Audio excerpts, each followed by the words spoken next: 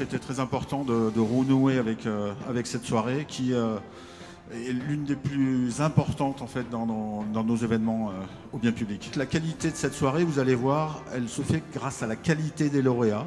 On a besoin de reconnaissance dans l'agriculture parce qu'on le voit au travers finalement de la dépense alimentaire. En 50 ans, l'agriculture est plus reconnue pour la valeur qu'elle a, au moins en termes de dépenses. Et c'est contre ça qu'il faut qu'on se batte, c'est ça qu'il faut qu'on arrive à inverser.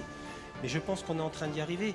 Je veux que tout le monde prenne conscience que là où on s'est engagé, on est allé trop loin globalement sur la mondialisation et que notamment sur la partie alimentaire, il faut absolument relocaliser et puis travailler en bonne intelligence pour être moins dépendant de ce qui se passe ailleurs, quoi.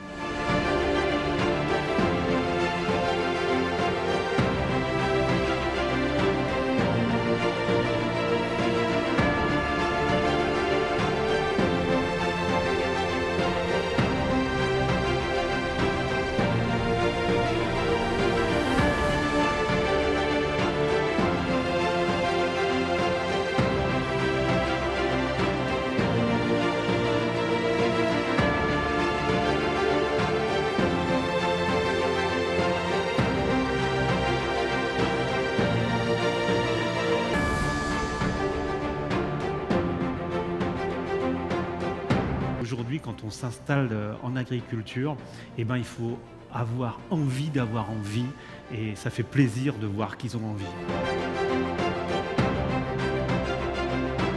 Ça regroupe tout ce que j'aime, la cueillette sauvage, le travail de la terre, la transformation, il y a une vraie création en cuisine et puis le lien avec les gens par l'aspect pédagogique de notre ferme et par la vente directe.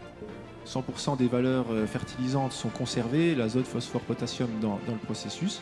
Ça ressort en engrais liquide organique et bio, du coup, qu'on peut répandre sur nos céréales et nos intercultures, et comme ça la boucle est bouclée. On voudrait aller encore plus loin dans la démarche un peu de production locale, de vente directe à la ferme. On voudrait aussi proposer, essayer de transformer nos légumes pour aussi proposer aux consommateurs quelque chose de plus simple. Maintenant, on peut osciller entre le poivre de cassis, le bourgeon de cassis et la feuille. En fonction de nos marchés, on récolte différemment. Oui, et donc forcément, vous vous adaptez aussi aux demandes du marché et à l'évolution de tout ça. Et du coup, ça crée vraiment de la valeur à l'hectare pour les agriculteurs. On a eu de la demande sur de la vente au détail et du coup, on s'est dit, les clients nous demandant savoir si on allait avoir d'autres produits à la ferme.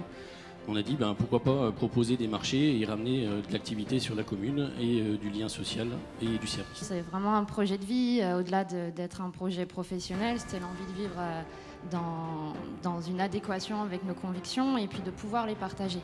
Et l'humain prend tout son sens dans ce projet-là. Vous travaillez avec les chefs au service de la gastronomie. Oui, on collabore beaucoup. On a beaucoup collaboré en fait pour la création de la gamme de produits vendus aux particuliers. Donc toute la gamme de produits elle a été créée avec le chef Benjamin Linard du château de Sainte-Sabine. On essaye de faire aussi bon et aussi bien. Du grand-père, la mère. De mon grand-père et ma grand-mère, parce qu'elle était dans l'ombre, mais elle était bien là. De ma mère. Mais après, j'ai la chance d'avoir leur soutien. Donc au quotidien, je peux échanger avec ma grand-mère et ma mère qui peuvent m'accompagner dans toutes les décisions.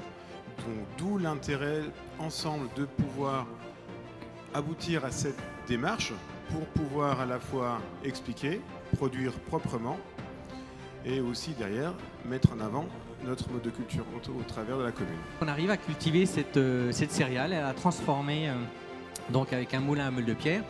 Et la particularité donc de cette céréale, c'est qu'elle est très protéinée et avec beaucoup d'éléments de sels minéraux et d'énergie à l'intérieur, à l'équivalent de plus 35 à 40% par rapport à une céréale classique.